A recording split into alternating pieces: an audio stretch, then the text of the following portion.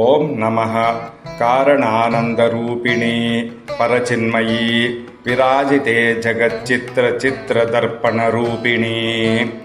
ఓంకార స్వరూపమైనది, చరాచర జగత్తుకు కారణభూతమైనది, పరబ్రహ్మ స్వరూపమైనది, దేశకాల వస్తువులచే పరిమితము కానిది, స్థావర జంగమాత్మక జగత్తు అనే చిత్రమును ప్రతిబింబింపచేసే దర్పణము వంటిది, సర్వోత్కృష్టమైనది, మిక్కిలి ప్రకాశవంతమైనది అయిన ఆ త్రిపురాదేవికి నమస్కరిస్తున్నాను. త్రిపురములకు అధిపతి, ఊర్ధ్వలోకములు 7, అధోలోకములు 7, మొత్తము 14 లోకాలున్నాయి. వాటిలో ముఖ్యమైనవి 3. భూలోక, భువర్లోక, సువర్లోకాలను ముల్లోకాలు అని అంటారు. జగత్తులో ఆ దేవి 3 లోకాలకు అధిపతి. త్రిపురాదేవి అంటే ఈ జగత్తు అంతటికీ అధిపతి అయిన పరమేశ్వరి అని అర్థం. ఆమె యొక్క మహాత్మ్య శ్రవణం మోక్షదాయకం.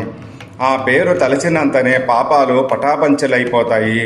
ఇది త్రిపురా రహస్య దీపిక అనే గ్రంథములో జ్ఞానఖండములోనిది. ఇది మహాద్భుతమైనది.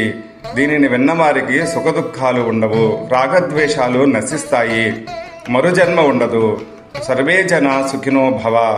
మా ఛానల్ ను సబ్స్క్రైబ్ చేయండి, మా వీడియోలను లైక్ చేయండి మరియు మీ ఫ్రెండ్స్ కి షేర్ చేయండి.